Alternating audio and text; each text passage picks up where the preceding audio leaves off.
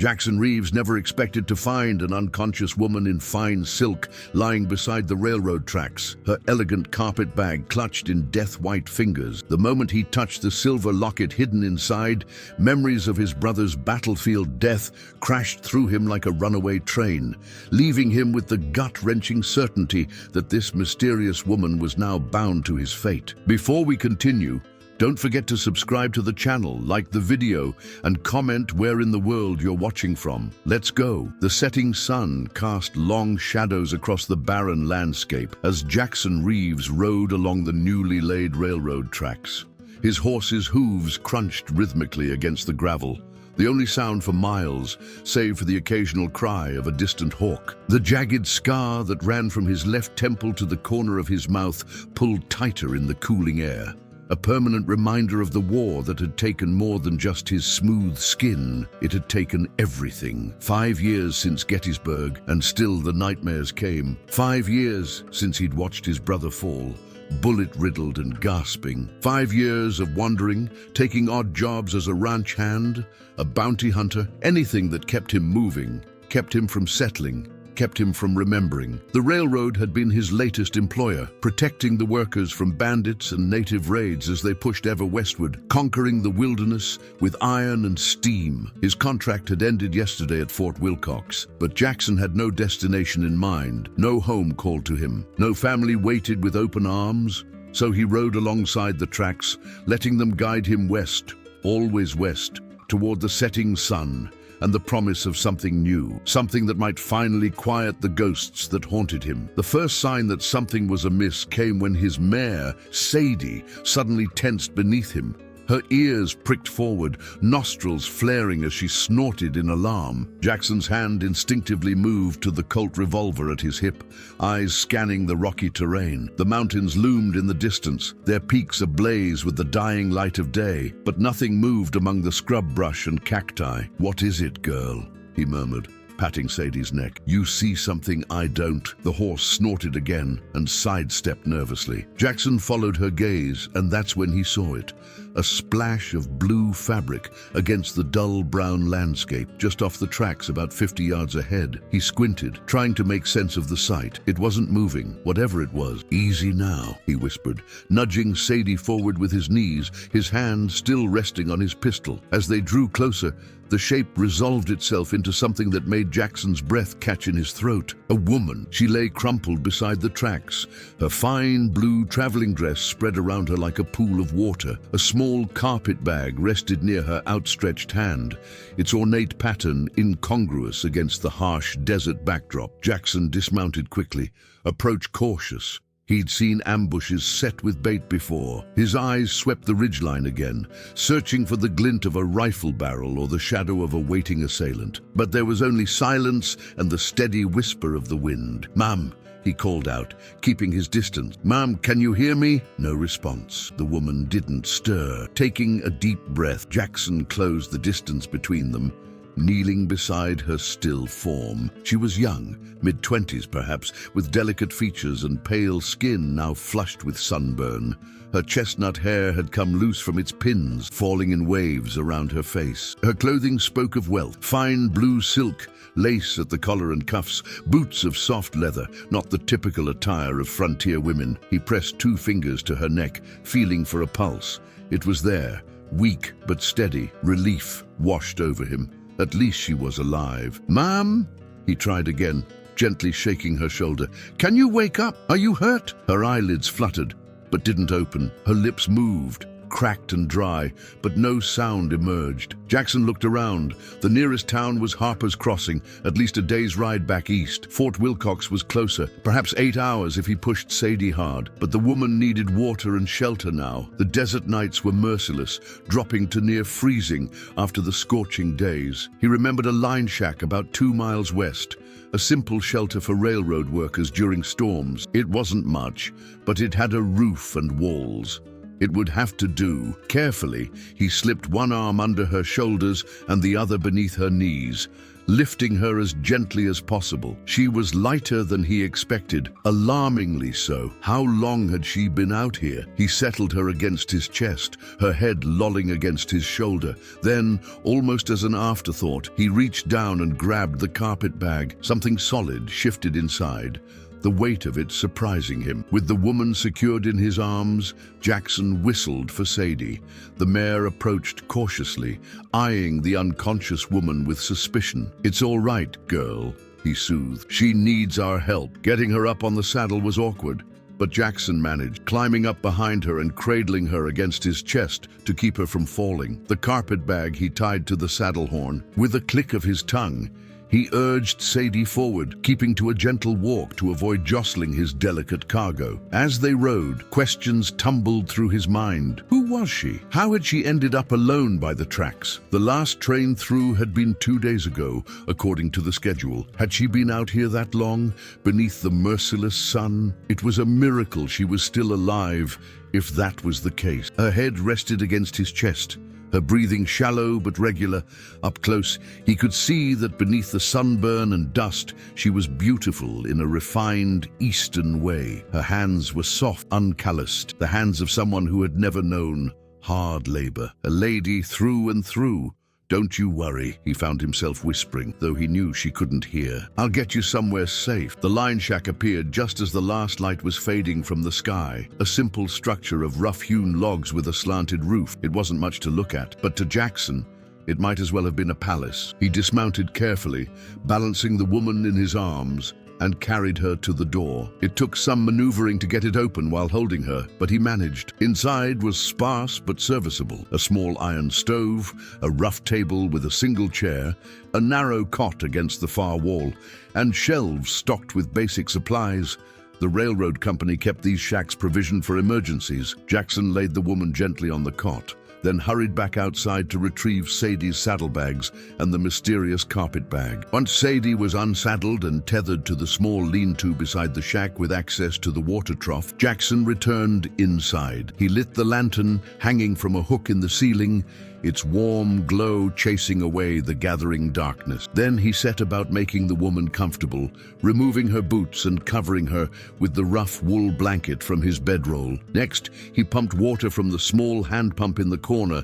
Thankfully, the railroad had dug a well here and soaked his bandana. Gently, he wiped the dust from her face and pressed the cool cloth to her forehead. Her skin was hot to the touch. She had a fever. "Come on now," he murmured. "You need to drink something." He lifted her head slightly, pressing his canteen to her lips. Most of the water ran down her chin, but she swallowed reflexively a few times. It was better than nothing. With the woman as comfortable as he could make her, Jackson finally turned his attention to the carpet bag. It sat on the table where he'd placed it, elegant and out of place in the rustic shack. The pattern was intricate, vines and flowers woven in gold thread against deep burgundy velvet. The clasp was brass, shaped like two intertwined serpents. He hesitated, fingers hovering over it. It felt wrong to pry into her belongings without permission, but what if there was something inside that could tell him who she was, or perhaps medicine she needed? With these justifications in mind, he carefully opened the clasp.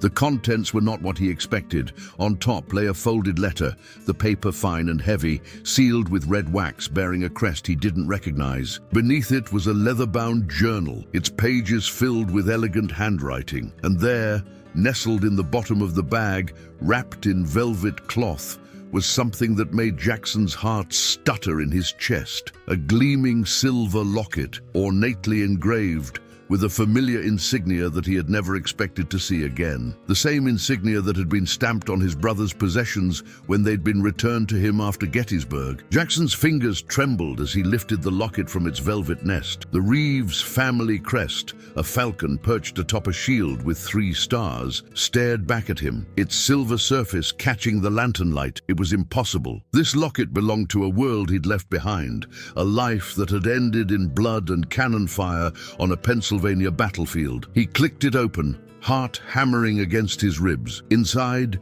was a miniature portrait of a woman with kind eyes and a gentle smile, his mother, and opposite her, a portrait of his father in his Union Army colonel's uniform, stern and proud. The very same locket that had been stolen from his brother Matthew's body by Confederate looters after Gettysburg. A soft moan from the cot pulled him from his shock. The woman was stirring, her eyelids fluttering. Jackson quickly rewrapped the locket and placed it back in the carpet bag, closing it with unsteady hands. Questions could wait. The woman needed care first. He moved to her side, refreshing the damp cloth on her forehead. "Easy now," he said softly. "You're safe." Her eyes opened fully this time, startlingly blue, like cornflowers in summer. For a moment, they were unfocused. Dazed, then panic set in. She gasped, trying to sit up, her gaze darting wildly around the unfamiliar surroundings. "Where?" Her voice cracked, dry as desert sand. "Here," Jackson offered his canteen. Small sips. She recoiled from him at first, pressing herself against the wall, eyes wide with fear. Jackson didn't blame her.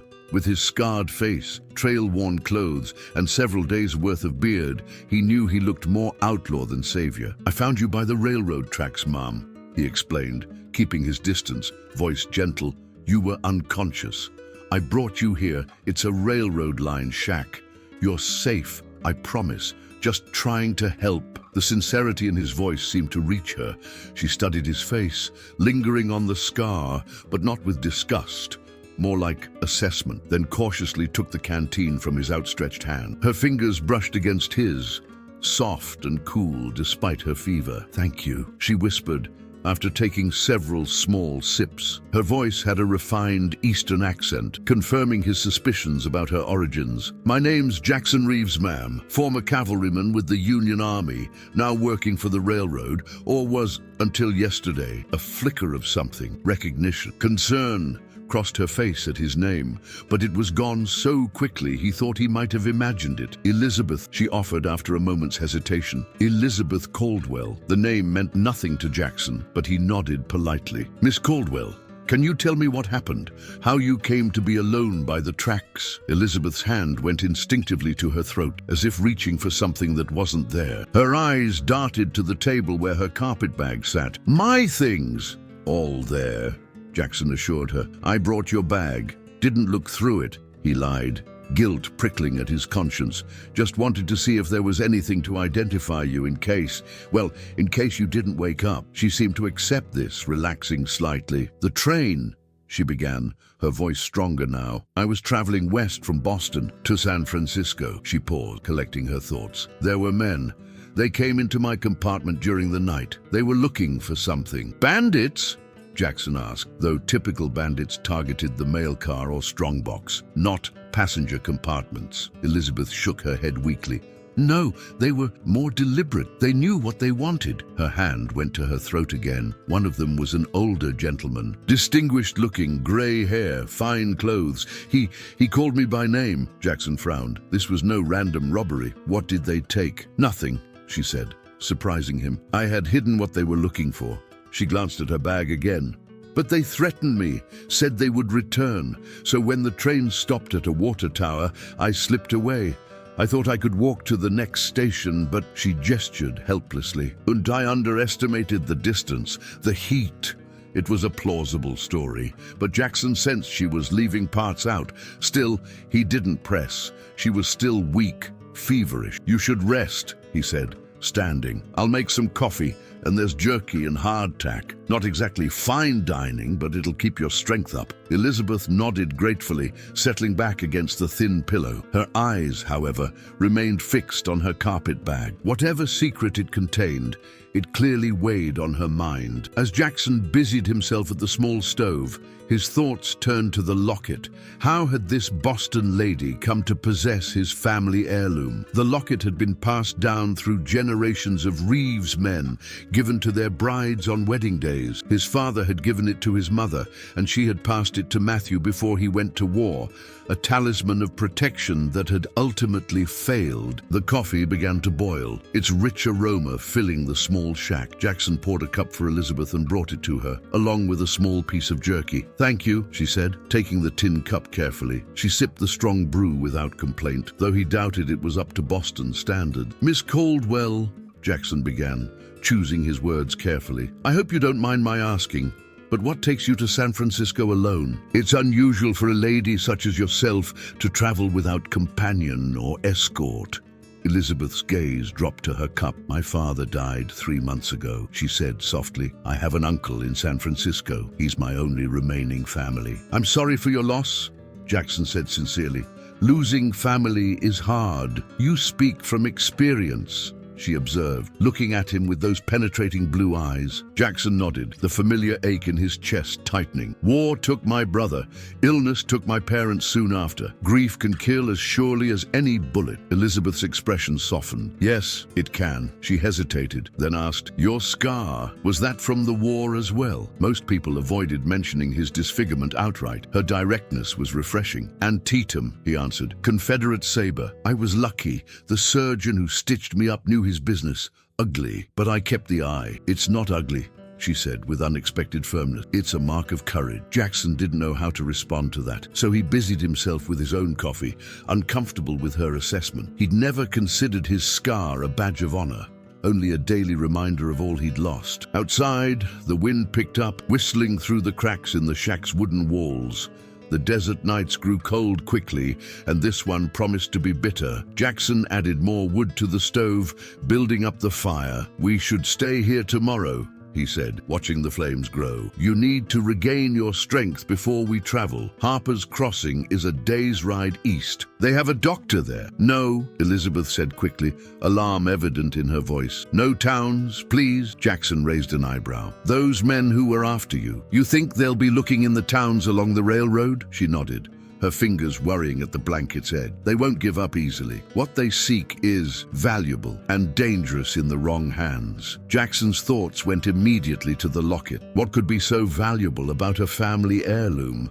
Unless there was something else in that carpet bag he hadn't discovered. Then where would you have us go? He asked. We can't stay in this line shack forever. Supplies won't last. Elizabeth hesitated, then met his gaze with unexpected determination. West, she said firmly. We continue west. My uncle will protect me when we reach San Francisco. Jackson ran a hand through his hair, considering he had no obligation to this woman beyond basic human decency. He'd done his part, rescued her, given her shelter and sustenance.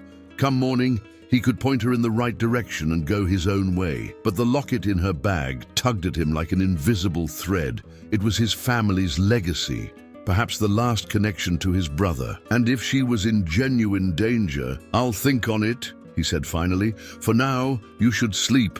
Morning comes early out here. Elizabeth nodded, her eyelids already growing heavy as exhaustion overtook her again. Thank you, Mr. Reeves, she murmured. You're a good man. Jackson turned away, uncomfortable with the assessment. A good man wouldn't be thinking of going through her belongings again while she slept. A good man wouldn't be contemplating stealing back what he believed was rightfully his. But as Elizabeth's breathing deepened into sleep, Jackson found himself staring at the carpet bag, his brother's dying face flashing before his eyes. Some ghosts couldn't be outrun, no matter how far west you traveled. Sleep eluded Jackson that night. He sat in the rickety chair by the stove, listening to the desert winds howl outside and Elizabeth's soft breathing from the cot. The locket beckoned to him like a siren's call. Family honor demanded he reclaim it. It belonged with the Reeves name, not in the possession of a stranger with secrets. But another part of him, the part that still believed in the gentleman's code his father had instilled, couldn't bring himself to rifle through a lady's belongings while she slept. Dawn broke with pale fingers of light creeping through the single small window. Jackson had dozed fitfully, jerking awake at every sound, his hand never far from his Colt. Elizabeth stirred as the first rays touched her face. Her fever had broken during the night. Her cheeks were no longer flushed, though she remained pale. Morning, Jackson said, pushing himself up from the chair. His back protested the night spent upright. How are you feeling? Better, Elizabeth replied, her voice stronger than the previous evening. She sat up slowly, smoothing her rumpled dress with dignity that seemed out of place in the humble surrounding. Thanks to your care. Jackson busied himself rekindling the fire in the stove, uncomfortable with her gratitude. Coffee'll be ready soon, and I've still got some hardtack. Elizabeth swung her legs over the edge of the cot, testing her strength. "Mr. Reeves," she began hesitantly, "I've been thinking about your kindness. You've saved my life, yet you know nothing about me. Folks out here help each other," Jackson replied gruffly. "It's how we survive. Nevertheless, I'm in your debt." She stood, wavering slightly but remaining upright. "And I've put you in danger merely by association. Those men who were pursuing me, they're not the type to give up easily." Jackson poured water into the coffee pot, considering his words carefully. "These men, who are they exactly? Might help to know what we're up against if I'm escorting you west." Elizabeth moved to the small window, gazing out at the barren landscape now bathed in morning light. "My father was Josiah Caldwell," she said, as if the name should mean something to him. Jackson shrugged. "Sorry, miss, that name doesn't ring any bells. He was an antiquarian and collector in Boston, specialized in historical artifacts with unique properties." She turned to face him. "Some people believed he possessed items of great power, mystical power." Jackson nearly laughed, but stopped himself when he saw the seriousness in her expression. "You're talking about superstition, magic." "I'm talking about objects that have shaped history," she countered. "Items that men have killed for throughout the centuries." The coffee began to boil, and Jackson removed it from the heat, pouring 2 cups. He handed one to Elizabeth, who accepted it with a nod of thanks. "And you're carrying such an item?" he asked, skepticism evident in his tone. Elizabeth sipped her coffee, regarding him over the rim of her cup. "Several," she admitted. "My father's collection was vast. When he died, men started coming, collectors, scholars, opportunists. They wanted to buy pieces of the collection, but I refused to sell. Then the threats began." "So you fled west?" Jackson supplied. "To my uncle? Yes. He was my father's partner in his early days of collecting. He'll know how to protect the artifacts." She hesitated. "One artifact in particular?" Jackson's thoughts went immediately to the locket, but he kept his expression neutral. "And these men on the train, they're after this particular artifact?" "Yes. They're agents of a man named Augustus Blackwood. He's obsessed with my father's collection. Believes certain pieces belong to him by right." The name meant nothing to Jackson, but the intensity in Elizabeth's voice told him this Blackwood was a force to be reckoned with. "And do they," he asked, "belong to him, I mean?" Elizabeth's eyes flashed. "No, everything in that bag was rightfully my father's, acquired through legitimate means." Jackson wasn't sure he believed her, but he let it pass. "Well, if we're heading west, we should get moving. Daylight's burning, and we've got hard country ahead." Elizabeth glanced at her fine dress and impractical boots. "I'm afraid I'm not properly attired for a journey through the wilderness." Jackson rummaged through his saddlebags and pulled out a spare shirt and bandana. "These might help. Not exactly ladies' fashion, but they'll keep the sun off better than what you've got." Elizabeth accepted the clothes without complaint. "I'll need a moment to change." Jackson nodded and stepped outside to give her privacy. He checked on Sadie, who nickered softly at his approach.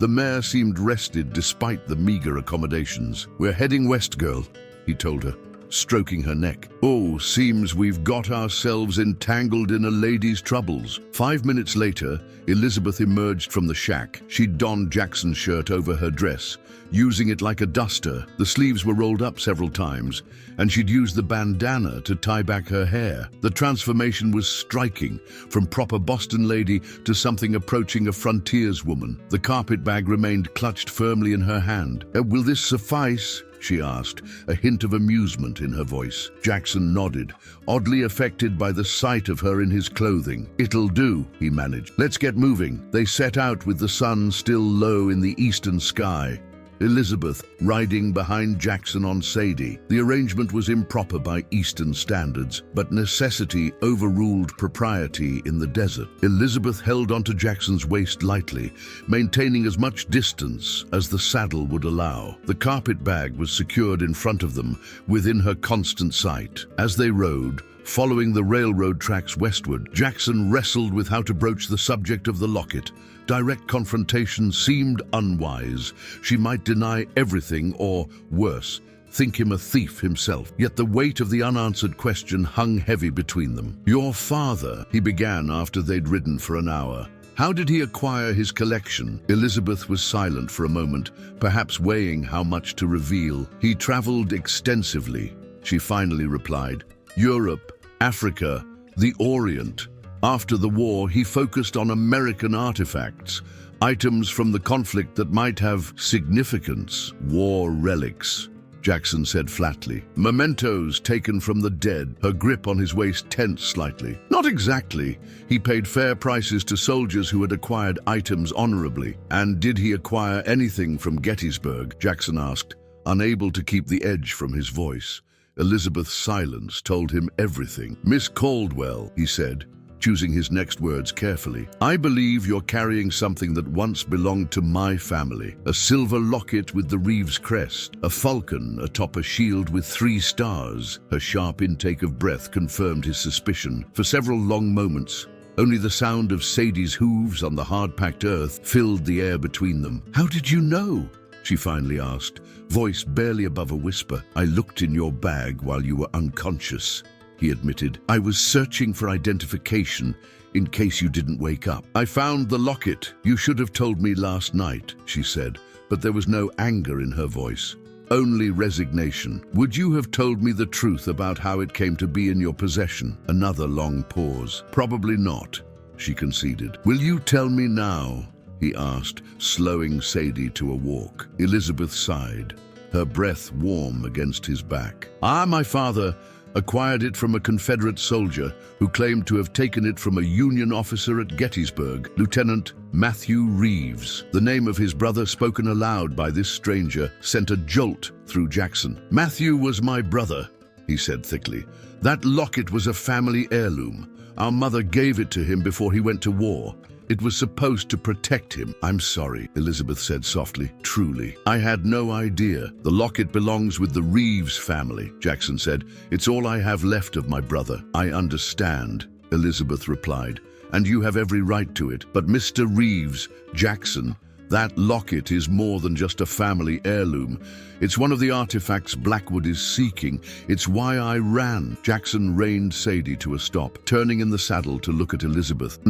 What are you saying? Her blue eyes met his, filled with a mixture of sympathy and resolve. I'm saying that locket has properties beyond the sentimental. My father believed it's one of 13 objects that, when brought together, reveal the location of a treasure beyond imagining. Jackson stared at her incredulously. That's fantastic, unbelievable, she finished for him. I know how it sounds, but my father dedicated his life to finding these artifacts, and men like Augustus Blackwood have killed for less. Jackson turned back around, urging Sadie forward again. The desert stretched endlessly before them, heat already beginning to shimmer off the distant rocks. I don't believe in magic or treasures, he said finally, but I do believe in family. That locket is mine by right, and I'll return it to you, Elizabeth promised. Once we reach San Francisco, once it's safe. It wasn't the answer Jackson wanted, but it was the only one he was likely to get. For now, they were stuck with each other. A scarred cowboy and an elegant lady with a carpet bag full of secrets, riding west along the railroad tracks into the unknown. They rode in uneasy silence as the sun climbed higher, the heat intensifying with each passing hour. Jackson's mind churned with conflicting emotions. Anger at the theft of his brother's locket, skepticism about Elizabeth's fantastical claims, and an unwelcome attraction to the woman who pressed against his back. She was clearly educated, refined, everything he was not. And yet here they were, bound together by a silver trinket and the ghosts it carried. These properties you mentioned, he said finally, breaking the silence. What exactly does the locket supposedly do? Elizabeth shifted behind him. It's not what it does, she explained. It's what it contains. According to my father's research, each of the 13 artifacts holds a piece of a map, invisible to the naked eye, but revealed under certain conditions. And what does this map lead to? Jackson asked, unable to keep the skepticism from his voice. My father believed it leads to a cache of sacred knowledge, wisdom from ancient civilizations that was hidden to protect it from destruction. She paused. Others, like Blackwood, believe it leads to gold, or weapons of unimaginable power. And what do you believe? I believe my father was a good man who died protecting something important, she said simply. And I intend to honor his final wish that the collection reach my uncle intact, Jackson grunted, unconvinced but unwilling to argue further. The desert offered no shade, and conversation only dried the mouth faster. They needed to conserve their energy and water. Around midday, the terrain began to change. The flat desert gave way to rocky outcroppings, and the railroad tracks curved around a ridge of red stone. Jackson reined Sadie to a stop in the shadow of a large boulder, offering momentary respite from the sun. "We'll rest here," he announced. Dismounting, he helped Elizabeth down, her body light in his hands as he lowered her to the ground. She winced as her feet touched the earth. "Those boots weren't made for walking," Jackson observed, noting the fine leather now scuffed and cracked. "I've managed worse," Elizabeth replied with surprising stoicism. She settled on a flat rock, smoothing her skirts with habitual grace. Even trail-worn and dusty, she maintained an air of dignity that Jackson found oddly admirable. He offered her the canteen, watching as she took measured sips. Conservation was second nature to desert travelers, and Elizabeth seemed to understand the principle without being told. Another unexpected quality in a city woman. "You said your uncle was your father's partner," Jackson remarked, taking the canteen back. "In collecting these artifacts," Elizabeth nodded. "Dr. Theodore Caldwell. He's a professor of archaeology at Berkeley now, but in his younger days, he and my father traveled the world together.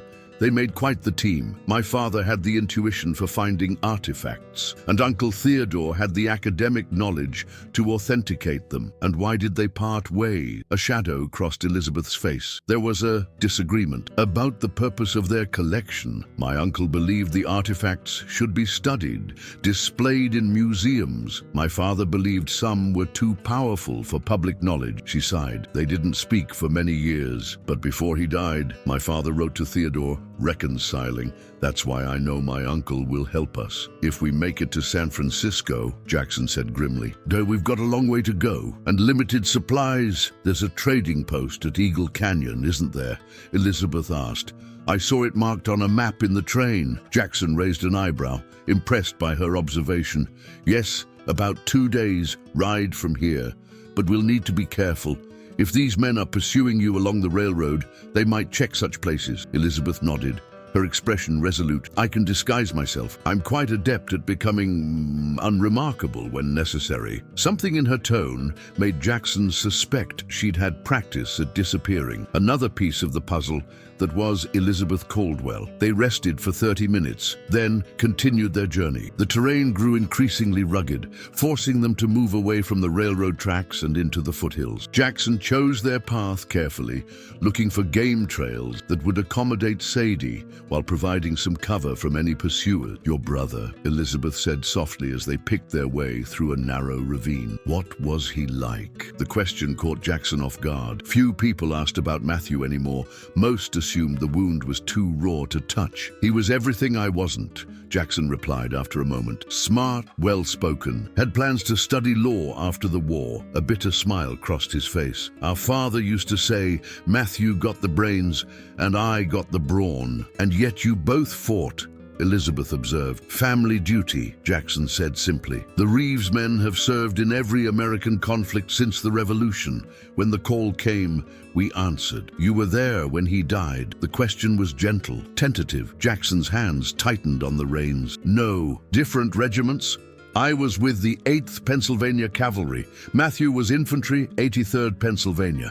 I didn't know he'd fallen until 3 days after Gettysburg." The memory of that moment, the officer approaching with the letter, the world tilting beneath his feet, still had the power to hollow him out inside. By the time I got leave to go to him, he was already buried in a mass grave. All they could tell me was that his personal effects had been lost, stolen, Elizabeth corrected softly, by the man who sold the locket to my father. Yes, the word came out harsher than he intended. They rode in silence for another mile, the only sounds the creak of leather and Sadie's labored breathing as she navigated the rocky slope. I lost someone too, Elizabeth said suddenly. In the war, Jackson glanced over his shoulder, surprised by the confession. My fiancé, she continued, Richard Harrington. He was with the 20th Massachusetts, killed at Cold Harbor. I'm sorry, Jackson said, and meant it. The war had created a nation of mourners, a brotherhood and sisterhood of grief that transcended station or background. The locket, Elizabeth said hesitantly. But may I ask who is pictured inside it? My parents, Jackson replied. It was a wedding gift from my father to my mother. Tradition holds that each Reeves bride receives it on her wedding day, adding her portrait alongside her husband's. My mother gave it to Matthew before he left, hoping it would bring him home safely. He laughed bitterly. Fat lot of good it did. Perhaps it was meant to find its way back to you, Elizabeth suggested softly. Through me? Jackson didn't respond. He didn't believe in fate or divine providence. Not anymore. The war had beaten such notions out of him, along with his youth and innocence. As the afternoon waned, clouds began gathering on the western horizon. Jackson eyed them warily. Desert storms were rare but violent when they came. We need to find shelter before nightfall, he announced. There's a box canyon ahead with a cave system. We can weather the storm there. They pushed forward, Sadie struggling on the increasingly steep terrain. Elizabeth held tight to Jackson's waist as the horse picked her way carefully around loose shale and sudden drop-offs. The wind began to rise, carrying the electric scent of rain. The first fat droplets were just beginning to fall when they reached the canyon entrance. Jackson dismounted quickly, helping Elizabeth down. The sky had darkened ominously, and thunder rumbled in the distance. This way, he urged, leading Sadie by the reins toward a dark opening in the canyon wall. Mind your step. The cave was shallow but dry, with enough room for both of them and Sadie. Jackson quickly unsaddled the horse, rubbing her down with a piece of cloth from his saddlebag. Elizabeth stood at the cave entrance, watching the rain begin to fall in earnest, her carpetbag clutched to her chest. It's beautiful, she murmured. In its way. Jackson moved to stand beside her. The storm had unleashed its fury now, rain coming down in sheets, transforming the dusty canyon floor into muddy rivulets. Lightning flashed, briefly illuminating the landscape in stark white light. Beautiful and deadly, he remarked. That flash floods can fill this canyon in minutes. As if on cue, a torrent of water suddenly rushed past the cave entrance, already ankle-deep and rising. Elizabeth stepped back instinctively. We're high enough, Jackson reassured her, but it's going to be a long night. They retreated deeper into the cave. Jackson gathered what dry brush he could find near the entrance and started a small fire. The flames cast dancing shadows on the rock wall, creating a small circle of warmth and light against the storm's fury. Elizabeth sat close to the fire, her knees drawn up to her chest, the carpetbag never far from her reach. In the firelight, with her hair tumbling loose around her shoulders and Jackson's too large shirt enveloping her slender frame, she looked younger, more vulnerable. Thank you, she said suddenly, looking up at him. Urged for helping me. You could have left me by the tracks or handed me over to the authorities at the next town. You didn't have to involve yourself in my troubles. Jackson prodded the fire with a stick, uncomfortable with her gratitude. Don't thank me yet, Miss Caldwell. We're a long way from San Francisco, and if this storm doesn't let up, we might be stuck here for days. Elizabeth, she corrected gently. I think we've moved beyond formalities, don't you?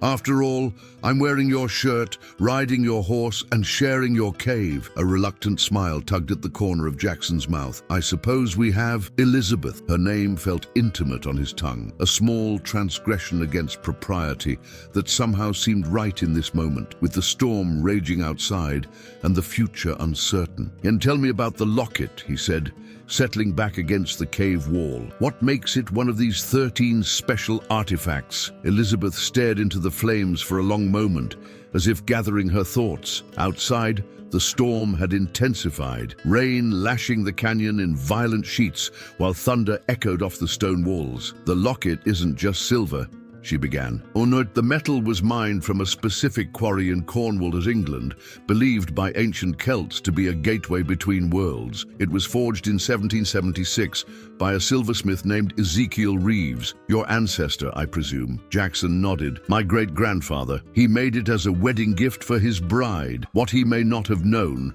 was that the silver contained trace elements not found anywhere else on Earth, Elizabeth continued. Elements that, according to my father's research, allow it to contain hidden information, visible only under specific conditions. What conditions? Jackson asked, skepticism evident in his voice. Elizabeth reached for her carpetbag, hesitating only briefly before opening it. She withdrew the velvet-wrapped bundle that contained the locket. May I? Jackson nodded, watching intently as she unwrapped the locket and held it reverently in her palm. It looked smaller than he remembered, the silver dulled with age, but the falcon crest remained clear and proud. The 13 artifacts respond to one another, she explained. When brought into proximity with its counterparts, the locket will reveal its secret. She turned it over, showing him the back where an intricate pattern of swirls had been engraved around the edge. These aren't merely decorative, they're part of a coded message. And how many of these artifacts do you possess?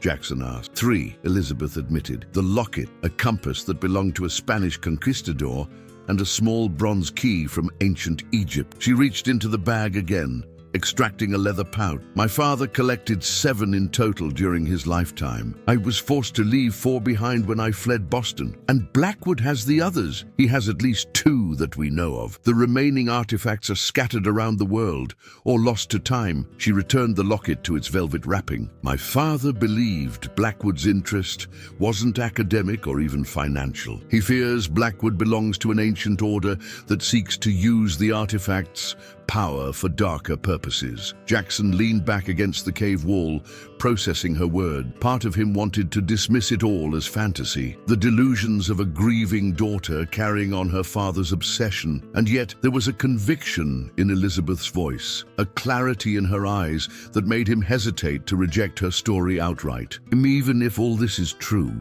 he said finally, why risk your life? Why not turn these artifacts over to Blackwood or the authorities? Let someone else worry about ancient mysteries and secret maps. Elizabeth's expression hardened. Because my father died protecting them.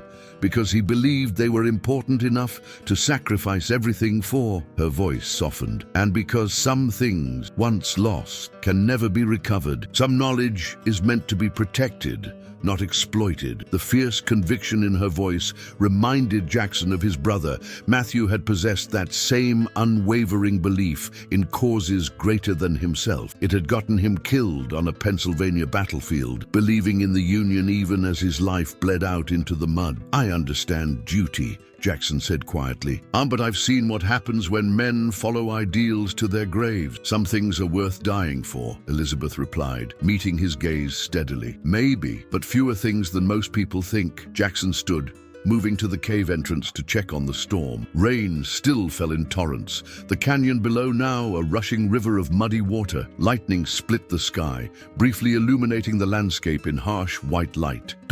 We're not going anywhere tonight. He returned to the fire, adding the last of their dry brush to the flames. The temperature was dropping rapidly as night fell, and the small fire would soon be their only source of warmth. We should try to get some rest, he suggested. Tomorrow will be a long day if the rain stops. Elizabeth nodded, but made no move to lie down. Instead, she remained seated, arms wrapped around her knees, staring into the fire. May I ask you something, Jackson? You can ask. Your scar, she said softly. Does it still pain you? The question caught him off guard. Most people pretended not to notice his disfigurement, or worse, stared when they thought he wasn't looking. Sometimes, he admitted, in cold weather or when rain's coming. The blade went deep, cracked the cheekbone beneath. He touched the jagged line unconsciously. But it's just a scar.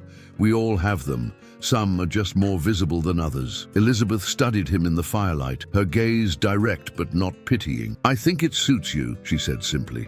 "It tells a story of survival." Jackson felt a strange warmth that had nothing to do with the fire. "And what about you?" he asked. "What scars do you carry?" Elizabeth Caldwell, a sad smile touched her lips. "None so dramatic as yours, but losing my mother at 12, my fiancé at 20, and my father 3 months ago, those leave marks of their own. Yet here you are," Jackson observed, "still fighting." "As are you," she replied. They fell silent, the crackle of the fire and the storm's fury creating a strangely intimate backdrop. Jackson found himself studying Elizabeth's profile, the proud line of her jaw, the delicate curve of her neck, the way the firelight caught in her chestnut hair. She was unlike any woman he'd encountered since the war, a puzzle of strength and vulnerability, refinement and determination. "You should sleep," he said finally, offering her his bedroll. "I'll keep watch." Elizabeth looked as if she might protest, but exhaustion won out. She accepted the bedroll with a grateful nod,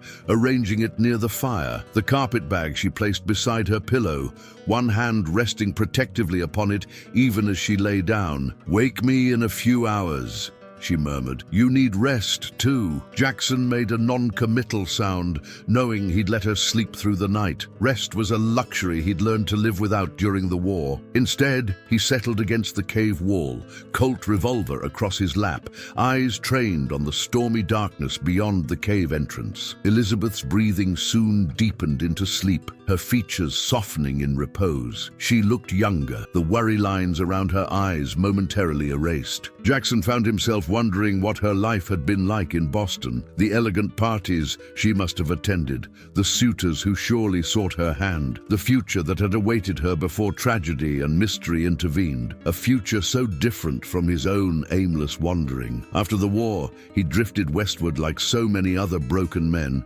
taking work where he could find it, moving on when the memories caught up with him. He owned nothing but his horse, his gun, and the clothes on his back.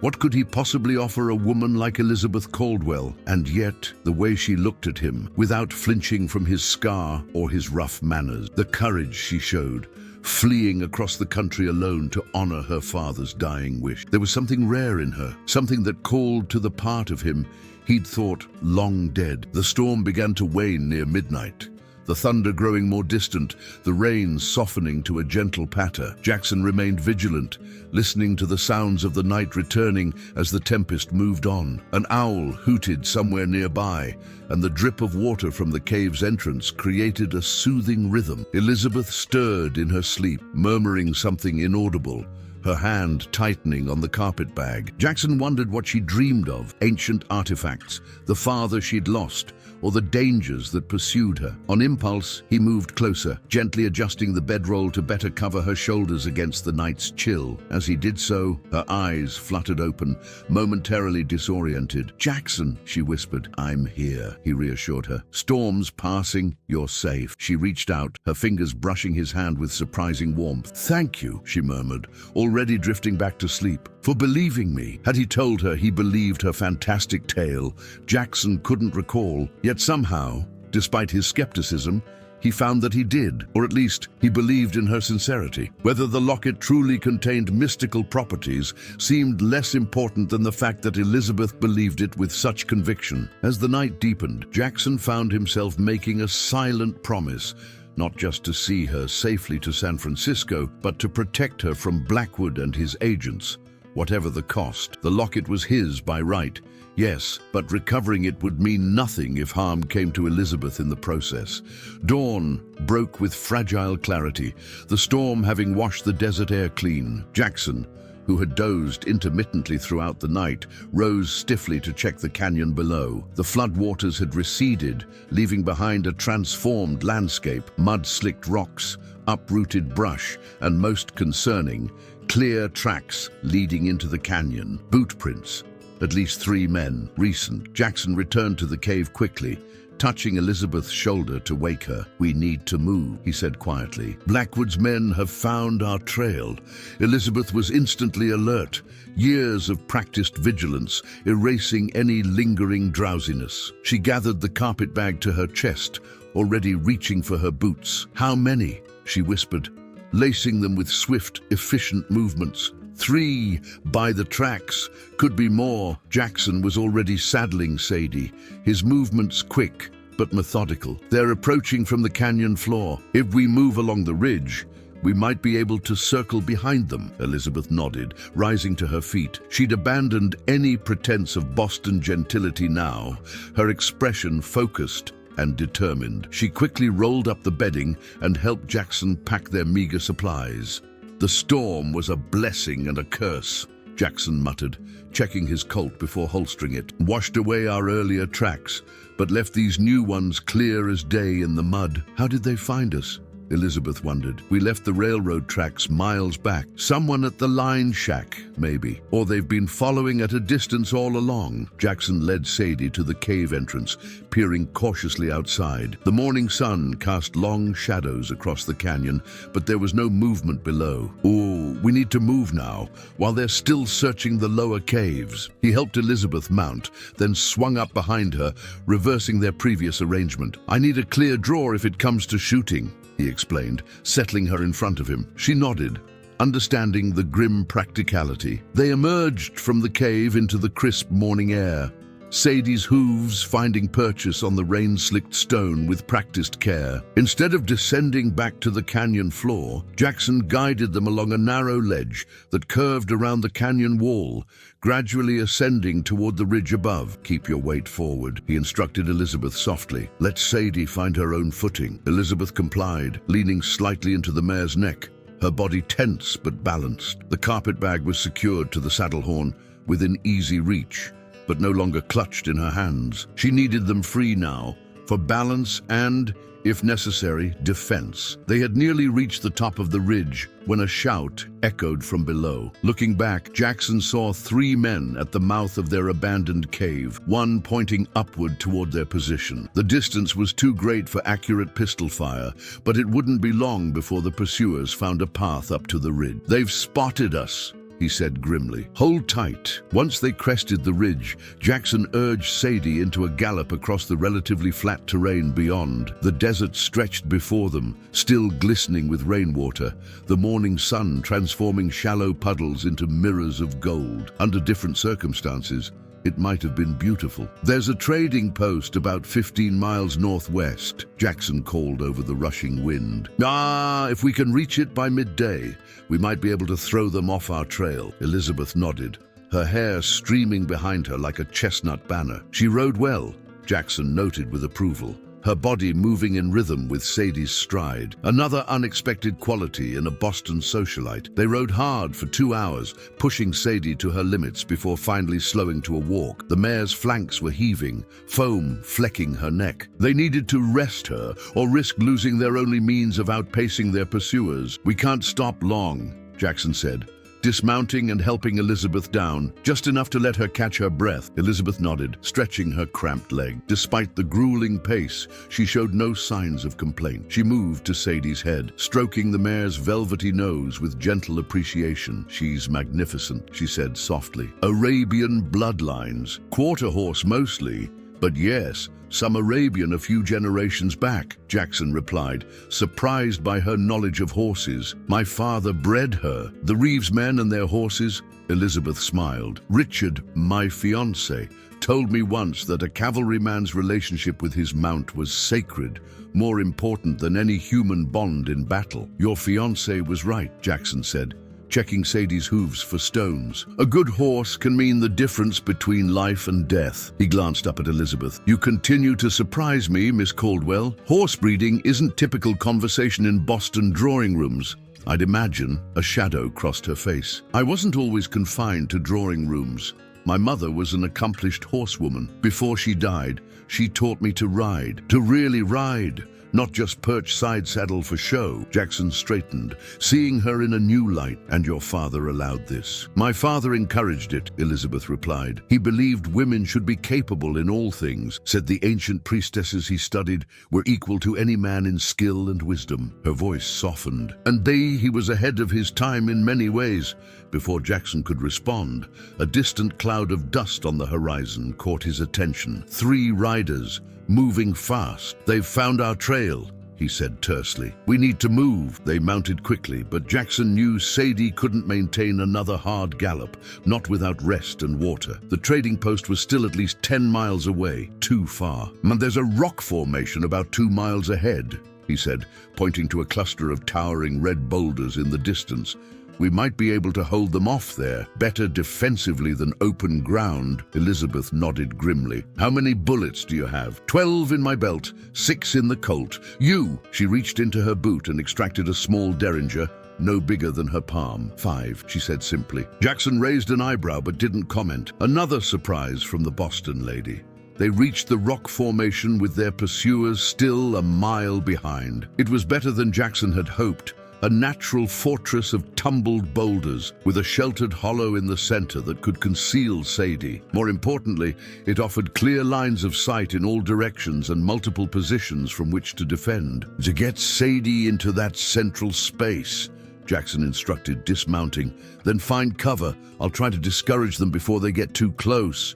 Elizabeth did as he asked, leading the tired mare into the protected hollow. Jackson climbed to a vantage point atop one of the larger boulders, rifle in hand. From here, he could see the 3 riders clearly now, 2 dressed like typical ranch hands, but the third in a tailored black coat that marked him as something else entirely, Blackwood himself, perhaps. When they were within 300 yards, Jackson fired a warning shot that kicked up dust just in front of the lead rider's horse. The animal shied, nearly unseating one of the men. The riders pulled up, conferring briefly before spreading out to approach from different angles. Smart, Jackson thought grimly. These weren't ordinary bounty hunters. He fired again, this time coming closer to the rider in black, who immediately retreated behind a small rise. The other 2, however, continued their approach, using what little cover the terrain provided. "They're trying to flank us," Jackson called to Elizabeth, who watched the eastern approach. "I see them," she replied calmly. She had positioned herself behind a boulder with her derringer ready, the carpetbag secure beside her.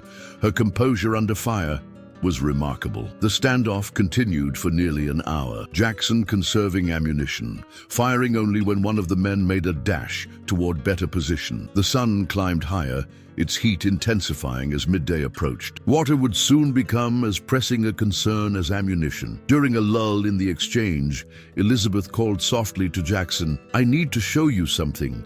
In case..." She didn't finish the thought. Jackson glanced over. She had opened the carpet bag and withdrawn a small object wrapped in cloth. Unwrapping it, she revealed an ancient-looking bronze key, no larger than her index finger. The top was shaped like a scarab beetle, its details worn but still discernible. "This is one of the 3 artifacts I carry," she explained. "If anything happens to me, you need to take this and the locket to my uncle in San Francisco. The 3rd artifact is hidden in a compartment in the bag itself." "Nothing's going to happen to you," Jackson replied firmly. Elizabeth gave him a sad smile. "We both know that's not a promise either of us can keep." She rewrapped the key and tucked it into his shirt pocket, just in case. The intimacy of the gesture, her fingers brushing against his chest, sent an unexpected warmth through him, despite the dire circumstances. Before he could respond, a bullet pinged off the rock near his head, spraying stone fragments across his cheek.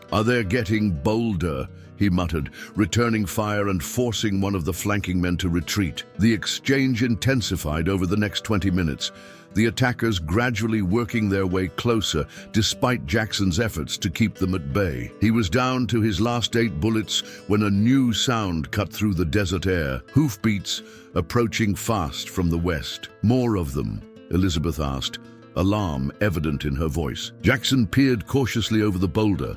6 riders were approaching at a gallop, but they weren't dressed like Blackwood's men. Their clothing and horsemanship marked them as Paiute, Jackson said, recognizing the Native American riders. "But I don't know if that's good news or bad for us." The approaching warriors didn't slow their pace, riding directly toward the rocks where Blackwood's men had taken cover. Gunshots rang out, the attackers firing at the newcomers, but the Paiute warriors were expert horsemen, weaving and ducking as they charged forward, returning fire with rifles of their own. "What's happening?" Elizabeth asked, unable to see from her position. "They're attacking Blackwood's men," Jackson replied, watching in astonishment as the three pursuers abandoned their positions and fled eastward, the Paiute riders in close pursuit. Within minutes, the gunfire had faded into the distance, leaving only dust clouds hanging in the still air. Jackson remained vigilant, unsure if the warriors would return, and if they did, whether they would be friendly to the two white strangers hiding among the rocks. Why would they help her? Elizabeth wondered aloud,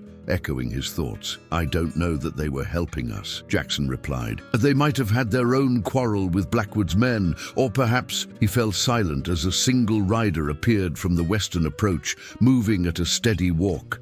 It was one of the Paiute warriors, an older man with grey streaks in his long black hair. He rode directly toward their position, making no attempt to conceal his approach. Stay back, Jackson warned Elizabeth, raising his rifle. To his surprise, the warrior raised his hand in a gesture of peace, then called out in clear English, "The woman carries the sacred objects. We have been watching for her." Jackson kept his rifle trained on the warrior, but his finger eased away from the trigger. "How do you know about the woman or what she carries?" he called back. The warrior remained still on his horse, his weathered face impassive. "I am Grey Wolf, elder of the Paiute people. We have been guardians of the sacred knowledge for many generations." His dark eyes shifted to where Elizabeth had emerged from behind her boulder. "Your father was known to us, daughter of Josiah." Elizabeth gasped softly. "You knew my father?" Grey Wolf nodded once. "Many seasons ago, he came to our lands, seeking wisdom about the 13 treasures. He showed respect where others had shown only greed. We shared with him what our ancestors had passed down." Jackson lowered his rifle slightly, but remained wary. "Convenient timing. Your arrival. Not convenience.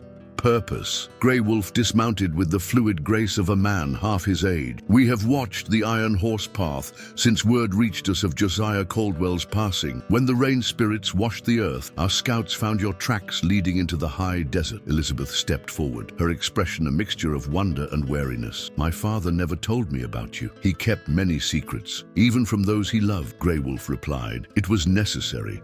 The knowledge he sought has brought death to its keepers for centuries." Jackson and Elizabeth exchanged glances. The warrior's words aligned with her father's warnings about Blackwood and the artifacts. "Those men," Jackson said, gesturing toward the direction Blackwood's agents had fled. "They'll be back with reinforcements." Grey Wolf nodded. "Yes, the Dark One, Blackwood, has many who serve him. They will not stop." He turned to Elizabeth. "You seek your father's brother in the city by the Great Water?" Elizabeth's surprise was evident. "How did you know?" "Your father spoke of his plan before the final journey. If death found him, his daughter would carry the sacred objects west to the one who shared his blood." Jackson holstered his pistol but kept his hand near it. Despite the warrior's apparent knowledge, years of frontier caution made him reluctant to trust too quickly. "We need to keep moving. Our horse is exhausted, and we're low on supplies." Grey Wolf gestured toward the west. "Our village lies hidden in the foothills. 2 hours' ride from here. You will find rest and safety there while your horse regains strength." He paused, his gaze moving between them. "And there is one among us who may help you understand what you carry." "We accept your invitation," Elizabeth said, before Jackson could respond. At his questioning look, she added softly, "My father trusted them. So will I." Jackson sighed, knowing they had few options. Their pursuers would return, better prepared and in greater numbers. Sadie needed rest, and their supplies were dangerously low. "Lead on, then," he said to Grey Wolf. The warrior whistled, and shortly after, another Paiute rider appeared, leading 2 spare horses. Grey Wolf spoke to him in their native tongue, then turned back to Jackson and Elizabeth. "Flying Eagle will take you to our village. I will join the others to ensure the Dark Ones do not follow." He mounted his horse with fluid grace. "We will speak more when I return." As Grey Wolf rode away, Elizabeth approached the young warrior called Flying Eagle. He was younger than Grey Wolf by several decades, with sharp eyes that assessed them carefully. "Thank you for your help," Elizabeth said, speaking slowly and clearly. Flying Eagle nodded but said nothing, merely gesturing to the spare horses. Jackson helped Elizabeth mount one, then loaded their meager belongings onto the other before climbing aboard himself. Sadie would follow without being led, trained to stay with her master. They rode in silence, Flying Eagle leading them west through a landscape that gradually transformed from barren desert to sparse grassland. Small clusters of juniper and pine began to appear as they gained elevation, providing welcome shade against the afternoon sun. "What do you make of this?" Jackson asked quietly as they rode side by side. "I'm not sure," Elizabeth admitted. "My father traveled extensively, but he never specifically mentioned the Paiute people to me. Still, it makes sense. Many native tribes have oral histories dating back thousands of years. If the artifacts are as old as my father believed, these people might have knowledge that was never recorded in any European text. Or they could be leading us into a trap," Jackson pointed out pragmatically. Elizabeth studied his profile. The hard line of his jaw, the scar that etched its way across his weathered skin.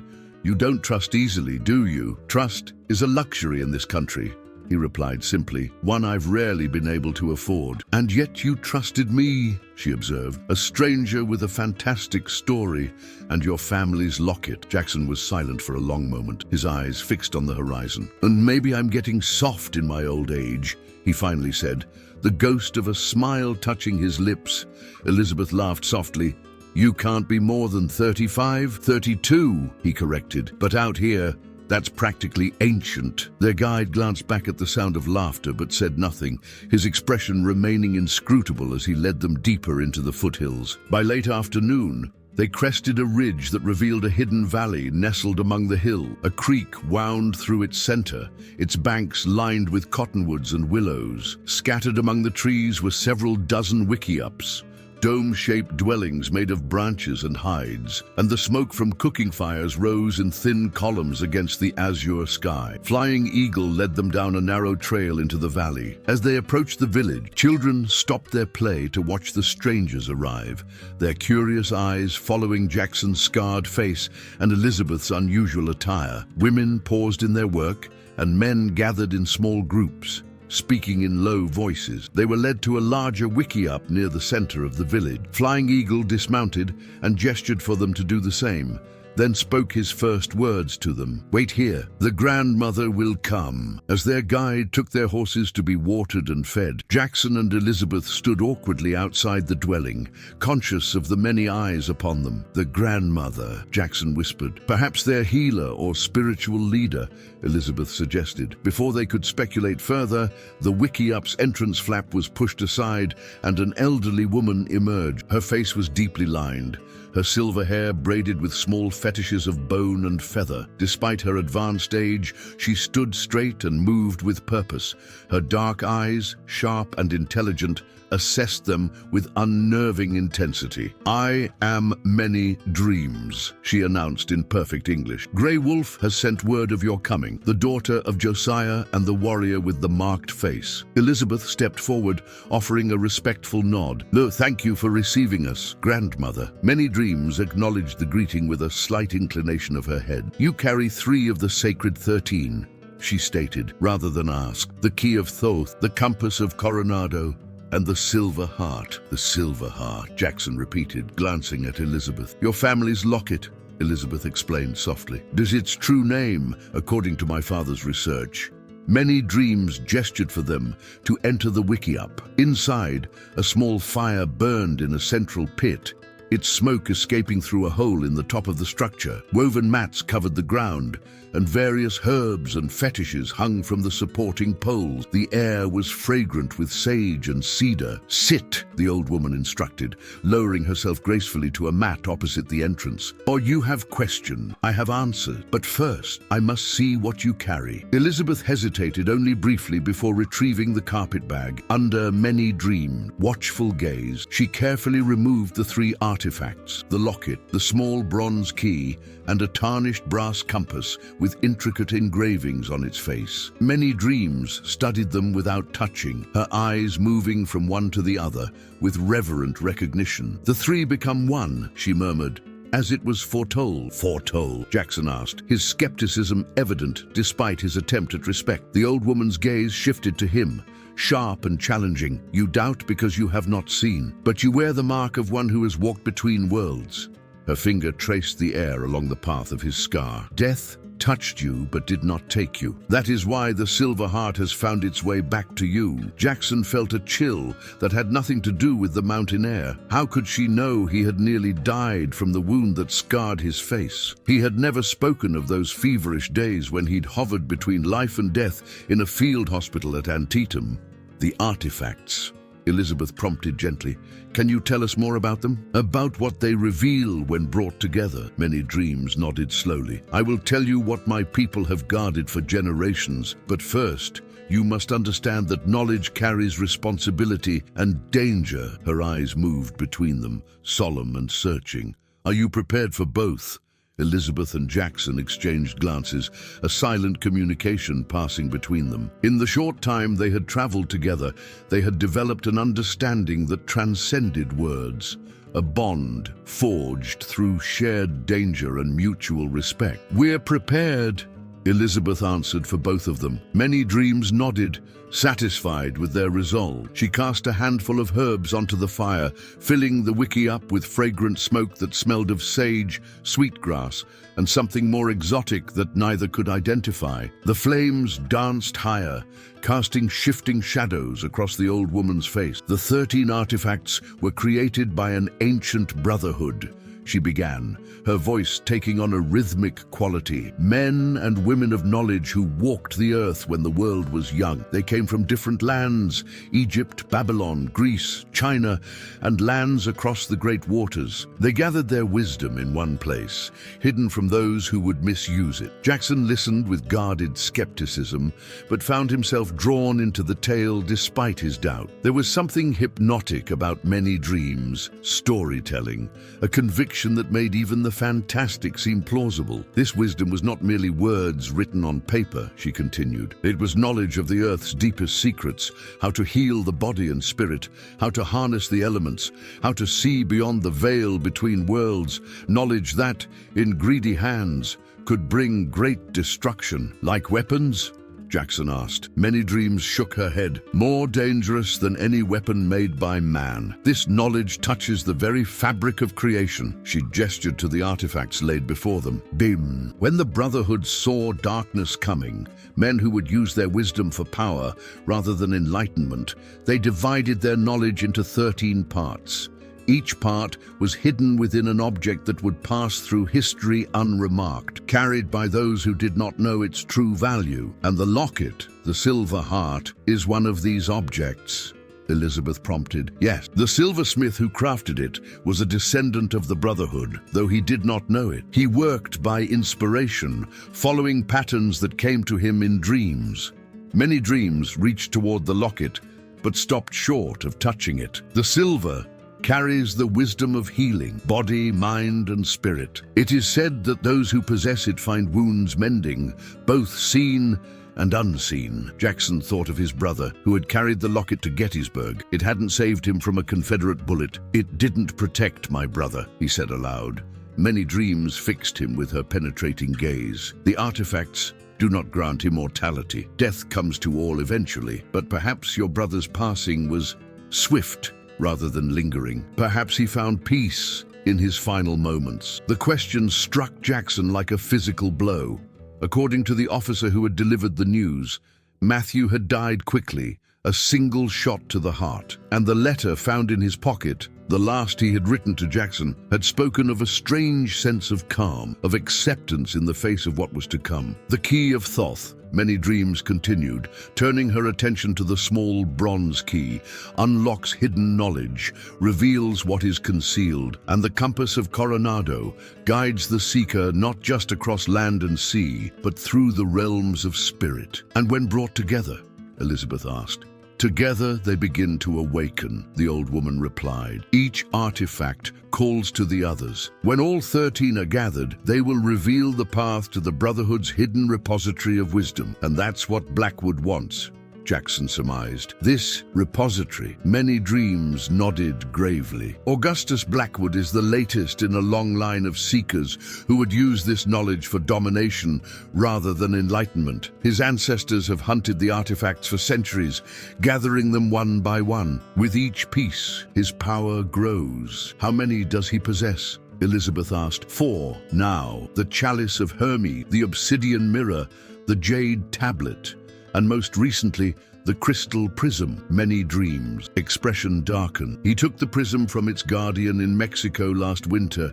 The guardian did not survive. Elizabeth pale. Like my father. Your father died protecting what was in his care. Many dreams confirmed gently. Oh, he knew the risk. But he also knew the importance of keeping the artifacts from Blackwood's hands. Jackson ran a hand through his hair, struggling to reconcile this fantastical tale with his practical nature. So these artifacts are what? Magic. Not magic as your people understand it, the old woman replied. The Brotherhood studied the hidden laws of nature. What seems miraculous to the ignorant is simply knowledge of deeper truths. She gestured to the fire. Is it magic that water extinguishes flame, or that certain plants heal while others poison? The Brotherhood understood such principles at levels your modern science has yet to grasp. Elizabeth leaned forward intently. Now, my father believed these artifacts contained a map that when brought together, they would reveal the location of the repository. Many dreams nodded, yes, but not a map drawn on paper. Each artifact contains a fragment of understanding. Together, they create a path that only the worthy can follow. And how exactly do they do that? Jackson asked, his practical mind still seeking concrete explanations. Instead of answering directly, Many Dreams reached for a small leather pouch hanging from one of the Wiki-Up's support poles. From it, she withdrew a fine powder that sparkled faintly in the firelight. May I? She asked Elizabeth, gesturing to the locket. Elizabeth nodded, curiosity overcoming caution. The old woman sprinkled a pinch of the powder over the silver locket. For a moment, nothing happened. Then, as the powder settled onto the metal, intricate patterns began to glow with a soft blue light, patterns that hadn't been visible before, flowing across the surface like luminous water. Jackson stared in disbelief. What in God's name? The Brotherhood's mark, Many Dreams explained calmly. Visible only under specific conditions. Each artifact bears such markings, revealed by different means. The glowing patterns were unlike any writing Jackson had ever seen. Not quite hieroglyphics, not quite Chinese characters, yet somehow reminiscent of both. They seemed to shift subtly as he watched, as if alive. What does it say? Elizabeth whispered, entranced. It is not a language as you understand languages, Many Dreams replied. And it speaks directly to the mind of one who has been prepared to receive it. Your father could read some of it. His brother, more. The glowing patterns gradually faded, the powder losing its luminescence as it absorbed into the silver. Jackson reached out tentatively, touching the locket with his fingertip. It felt warm, almost alive. There's more to this than you're telling us, he said, looking directly at Many Dreams. The old woman smiled faintly. Yes, much more, but some knowledge must be earned, not given. She gathered the artifacts carefully, returning them to Elizabeth. Rest tonight. Tomorrow, Grey Wolf will guide you on the next stage of your journey. We're not continuing west to San Francisco, Elizabeth asked, surprised. The path to your uncle is not a straight line, Many Dreams replied cryptically. First, you must go north to the place the Brotherhood called the Sentinel Stones. There, the Silver Heart will reveal more of its secrets. North, Jackson frowned. That's rough country. Blackwood's men will be looking for us. Yes, but they do not know of the hidden trails. Grey Wolf does. Many Dreams rose, signaling an end to their conversation. Food and clean clothing will be brought to you. Rest well. The path ahead demands strength of body and spirit. After the old woman had left, Jackson and Elizabeth sat in silence for several minutes, the weight of what they had learned settling between them. Do you believe her? Elizabeth finally asked. Jackson sighed, rubbing his scarred cheek absently. A week ago, I would have said she was spinning tale, but after what I just saw, he shook his head. I don't know what to believe anymore. I believe her, Elizabeth said softly. It aligns with everything my father told me, everything in his journals, and it explains why Blackwood is so determined to obtain these artifacts. Jackson studied her face in the flickering firelight, the delicate curve of her cheek, the determination in her eyes, the strand of chestnut hair that had escaped her makeshift braid. In that moment, she looked both vulnerable and formidable, a contradiction that fascinated him. Why did you show me the key earlier? he asked suddenly. During the standoff, you could have kept all this secret. Elizabeth met his gaze steadily. Because I've come to trust you, Jackson Reeves, and because she hesitated, choosing her words carefully, because I believe our meeting wasn't chance. The locket brought you back into its path for a reason. You think this is fate? He asked skeptically. I think there are patterns in the world we don't fully understand, she replied. Call it fate if you wish. Jackson wanted to dismiss the notion, to cling to his practical view of a world governed by simple cause and effect. But the glowing symbols on his family's locket had shaken that certainty. And the way Elizabeth looked at him now, with trust and something deeper, something that made his heart quicken, despite his better judgment, was harder to dismiss than any mystical tale. If we're going north, he said finally, we'll need supplies. Better weapons. The country gets harsh past the Great Salt Lake. Elizabeth smiled, recognizing his words for what they were. Acceptance of their shared path, whatever mysteries it might hold. And then it's fortunate we have allies who know the land, she said, reaching across the space between them to touch his hand. Her fingers were warm against his calloused skin, the contact brief but charged with unspoken meaning. In that simple gesture, Jackson felt something he had thought long dead, hope. Fragile but undeniable, blooming in the wasteland of his war-scarred heart. Dawn broke over the Paiute village with soft golden light, illuminating the mist that rose from the creek and drifted between the wickiups. Jackson emerged from the men's lodge where he had spent the night, stretching muscles stiff from sleeping on unfamiliar ground. He had been given clean clothes, buckskin leggings, and a cotton shirt that had clearly been traded from white settlers, but they fit well enough, and his own trail-worn garments had needed washing. Elizabeth was already outside,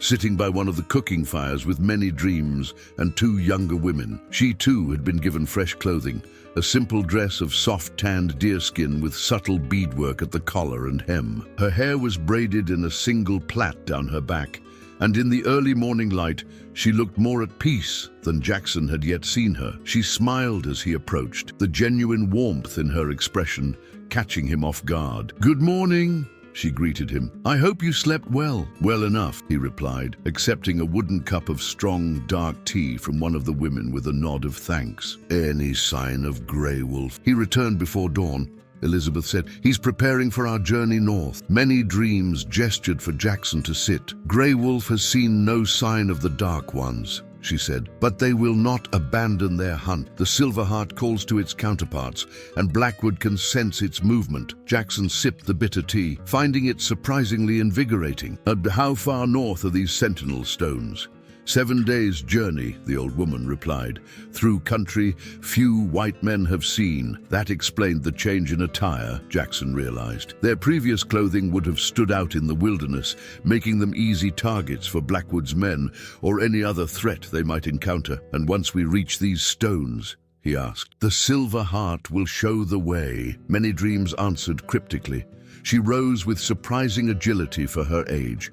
"Come, Grey Wolf is waiting." They followed her to the edge of the village, where Grey Wolf stood with 4 pack horses and 3 riding mounts. Sadie was among them, looking refreshed after her day of rest. The warrior was dressed for a long journey, with a rifle slung across his back and a knife at his belt. "The path ahead is difficult," he said without preamble. "We must travel swiftly and leave no trail." Jackson inspected the supplies that had been assembled: dried meat, cornmeal, coffee, and other essentials, along with additional ammunition for his rifle and pistol. The Paiute had been generous, and he wondered what they expected in return. As if reading his thoughts, Grey Wolf said, "My people have guarded the Brotherhood's knowledge for generations. We do not do this for reward, but for the balance of the world." Elizabeth approached Sadie, stroking the mare's neck affectionately. "Your horse has a strong spirit," Grey Wolf observed.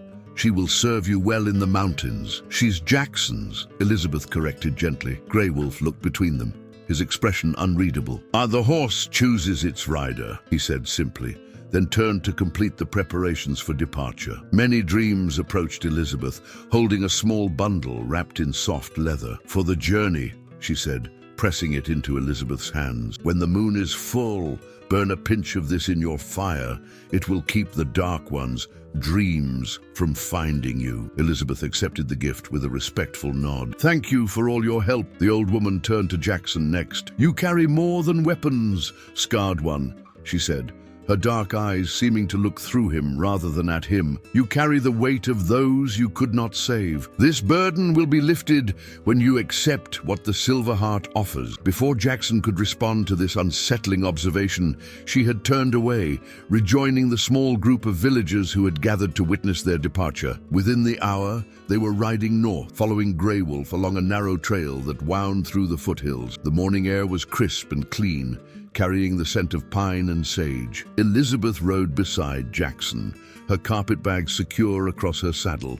She had insisted on carrying the artifacts herself, unwilling to entrust them to the pack horses. "How much of what she told us do you believe?" Jackson asked quietly, when they had put some distance between themselves and Grey Wolf. Elizabeth considered the question. "All of it," she said finally. "My father wasn't a fanciful man, Jackson. He was a scholar, methodical and skeptical by nature. If he believed in the power of these artifacts, it wasn't from superstition." "And your uncle? Does he share these beliefs?" "Uncle Theodore is even more rigorous in his approach to antiquities," Elizabeth replied. "He taught archaeology at Oxford before coming to Berkeley. If anything, he was always the voice of restraint when my father's enthusiasm ran too hot." She glanced at Jackson. "That's why I trust him to safeguard the artifacts. He'll approach their study with caution and wisdom." Jackson nodded, finding comfort in the rational explanation. Whatever mysteries surrounded the locket and its companions, at least their destination made practical sense. The trail gradually steepened as morning gave way to afternoon, leading them higher into the mountains. Grey Wolf set a demanding pace, stopping only briefly to rest the horses and take water. By dusk, they had traveled further than Jackson would have thought possible in a single day. They made camp in a sheltered hollow, where a small spring bubbled from between rocks, providing fresh water. Grey Wolf proved to be a skilled woodsman, constructing a fire that produced heat but minimal smoke that might attract unwanted attention. As they ate a simple meal of dried meat and cornbread, Grey Wolf shared what information he had gathered about Blackwood's men. "They searched the trading posts and settlements," he said, "offering gold for news of a woman and a scarred man traveling west. They have split into smaller groups to cover more ground." "How many men does Blackwood command?" Jackson asked. "Many. Some are mere hired guns who work for gold. Others are devoted followers who believe he will share power when he possesses all 13 artifacts." Grey Wolf's expression darkened. "These are the more dangerous ones. They do not fear death." Elizabeth shivered despite the fire's warmth. "My father mentioned such followers. He called them the Sons of Hermes." Grey Wolf nodded. "An ancient order, as old as the Brotherhood itself. Where one sought wisdom for enlightenment, the other sought it for dominion." The conversation lapsed into silence after that, each lost in their own thoughts as night settled fully around them. Grey Wolf took the first watch, disappearing into the darkness with silent efficiency. Left alone by the fire, Jackson and Elizabeth sat close together, the night chill providing a convenient excuse for the proximity. "Under your scar," Elizabeth said softly, breaking the comfortable silence. "May I ask how it happened? The full story, I mean." Jackson's hand went to his cheek reflexively. Few people had ever asked directly, and fewer still had heard the truth. But Elizabeth's steady gaze invited confidence. "Antietam," he began. "Bloodiest single day of the war. My regiment charged a Confederate position near what they later called Bloody Lane. In the chaos, I found myself face to face with a young rebel lieutenant, no older than 18. He paused, the memory vivid even after all these years. I couldn't shoot him. He looked so damn young. Scared out of his mind. I hesitated. He didn't." Elizabeth's hand found his in the darkness, her fingers intertwining with his calloused ones. "His bullet missed, but then he came at me with his saber," Jackson continued. "I managed to block the worst of it with my rifle, but the blade caught me here." He traced the scar's path. "I don't remember much after that. Woke up 3 days later in a field hospital. The surgeon told me I died twice on his table." "But you came back," Elizabeth said softly. "Sometimes I wonder why," Jackson admitted, the firelight reflecting in his eyes. "What purpose was there in my survival when so many better men died?" Elizabeth's hand tightened around his. "Perhaps this is your purpose," she suggested. "Here, now, helping me protect something vital from those who would misuse it." Jackson looked at her, really looked at her, seeing not just the refined Boston lady who had stumbled into his life, but the courageous, determined woman she had revealed herself to be. Something shifted in his chest, a warmth spreading through him that had nothing to do with the fire. "Perhaps," he agreed, his voice rough with emotion he couldn't quite name. Elizabeth leaned closer, her face tilted up to his, her eyes reflecting the dancing flames. For a moment, the world narrowed to just the two of them, the scarred cowboy and the elegant lady, brought together by fate or chance or something in between. Then, with a gentleness that belied his rough exterior, Jackson brushed a strand of hair from her face, his fingers lingering against her cheek. Elizabeth's breath caught, and she moved imperceptibly closer. "Elizabeth," he murmured, her name a question and an answer all at once. And under the vast canopy of stars, with the mysteries of the past and the uncertainties of the future momentarily set aside, their lips met in a kiss that felt, to both of them, like coming home after a long, lonely journey. The journey to the Sentinel Stones took them through some of the most breathtaking and treacherous landscapes Jackson had ever encountered. Towering mountains gave way to hidden valleys, crystal-clear streams cut through ancient forests where few white men had ever set foot. Throughout it all, Grey Wolf led them with unerring confidence, following paths visible only to his experienced eye. For Jackson and Elizabeth, the days were challenging but rewarding. Their kiss by the fireside had changed something between them, dissolving the last barriers of hesitation and doubt. They rode side by side when the trail allowed, shared quiet conversations during their brief rests, and at night they slept near one another beneath the vast canopy of stars, their hands often finding each other in the darkness. It was on the 6th day that Grey Wolf announced they were close to their destination. They had been climbing steadily since dawn, following a narrow trail that wound up the side of a mountain covered in gnarled, wind-twisted pines. The air had grown thinner, and clouds drifted around them like restless spirits. "Beyond the next ridge," Grey Wolf said, pointing ahead, "the place your people once called Titan's Crown." As they crested the ridge, the landscape opened before them, revealing a high alpine plateau. And there, rising from its center like ancient sentinels, stood a circle of massive stone pillars, some still upright, others fallen, but all bearing the unmistakable mark of human craftsmanship, despite their weathered state. "The Sentinel Stones," Elizabeth breathed, her eyes wide with wonder. They dismounted, leaving the horses ground-tied at the plateau's edge. Grey Wolf led them toward the stone circle, his steps measured and respectful. "This place was sacred to many peoples," he explained. "Long before my ancestors came to these lands, the Brotherhood chose it for its power, a place where the veil between worlds grows thin." As they entered the circle, Jackson felt an inexplicable sensation, not unpleasant, but disorienting, like the moment before a lightning strike when the air fills with electricity. Elizabeth gasped softly beside him, suggesting she felt it too. "The Silver Heart," Grey Wolf said, gesturing to the carpet bag Elizabeth carried.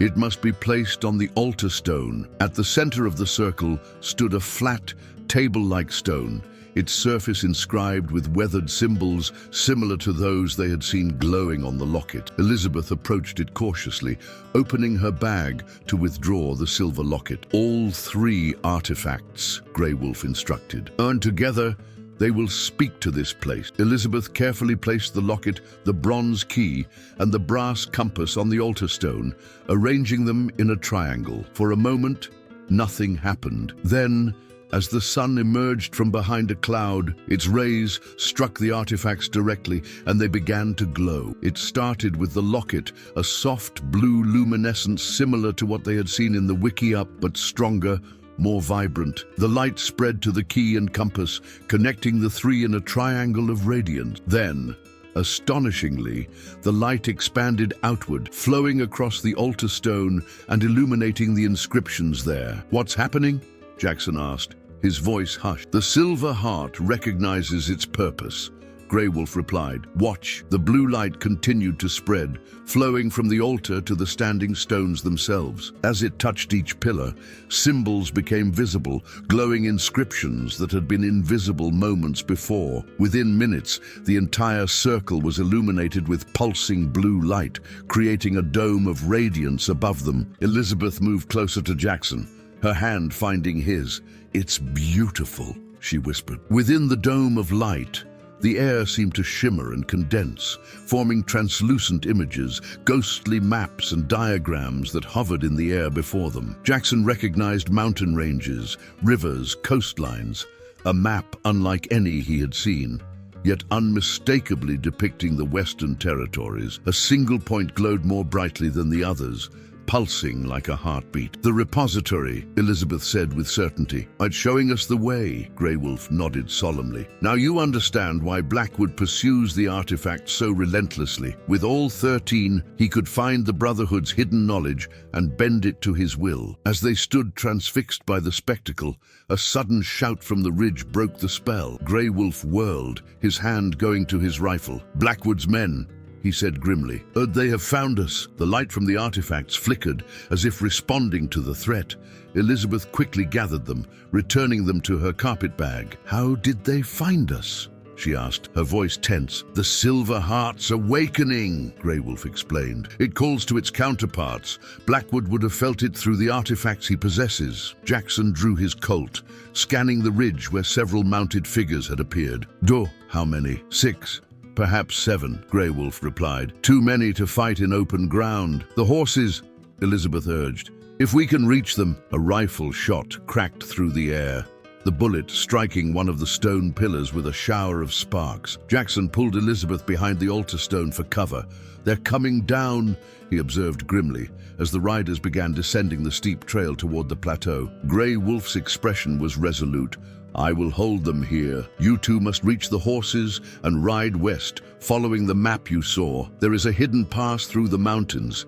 If you reach it by nightfall, you can evade pursuit. We are not leaving you, Elizabeth protested. This is my purpose, the warrior replied firmly, as protecting the artifacts is yours. Jackson recognized the look in Grey Wolf's eyes, the same expression he'd seen in soldiers who had made their peace with death. He clasped the warrior's shoulder briefly, a gesture of respect between men who understood sacrifice. Go, Grey Wolf urged. Now, while I draw their fire. With a final nod of gratitude, Jackson took Elizabeth's hand, and they ran in a crouch toward the edge of the stone circle. Behind them, Grey Wolf moved in the opposite direction, firing his rifle to attract the attackers' attention. They reached the horses just as gunfire erupted in earnest behind them. Jackson helped Elizabeth mount quickly, then swung onto Sadie's back. As they urged their horses down the western slope of the plateau, Elizabeth looked back one last time at the sentinel stones, where flashes of gunfire punctuated the mist. He gave us a chance, Jackson said, reading the grief in her eyes. We can't waste it. They rode hard through the afternoon, following game trails and stream beds to mask their trail. The map they had seen in the glowing light had burned itself into Jackson's memory, a path west and then south, eventually leading to San Francisco, but by a route no conventional map would show. As dusk approached, they found the pass Grey Wolf had mentioned, a narrow gap between towering cliffs that would be all but invisible unless one knew exactly where to look. They made camp in a sheltered hollow just beyond the pass, too exhausted to continue in the failing light. After tending to the horses, Jackson built a small, smokeless fire. Elizabeth sat beside him, the carpet bag cradled in her lap, her face drawn with fatigue and concern. Do you think Grey Wolf? She began, unable to finish the question. Jackson placed his arm around her shoulders, drawing her close. He knew what he was doing, he said gently. He gave us the greatest gift he could, a fighting chance. Elizabeth nodded, leaning into his embrace. After a moment, she reached into the carpet bag and withdrew the silver locket. This belongs to you, she said softly. It's time it returned to a Reeves. Jackson looked at the locket resting in her palm, the family crest gleaming in the firelight. The chain pooled like liquid silver. He could take it now, reclaim his family's legacy. It was what he had wanted since the moment he discovered it in her possession. Instead, he closed her fingers around it. "Keep it safe," he said, "at least until we reach San Francisco. Something tells me we still need its protection." "Are you sure?" Elizabeth asked, searching his face. Jackson nodded, surprising himself with the certainty he felt. "I've been chasing ghosts since the war ended, Elizabeth, running from memories, from pain." He touched his scar unconsciously. "But these past days with you, I've started to feel alive again, like maybe there's a future worth fighting for." Elizabeth's eyes shone in the firelight. "Or is that what you want? A future with me? I'm a scarred cowboy with nothing to offer but a loyal heart," he said, his voice rough with emotion.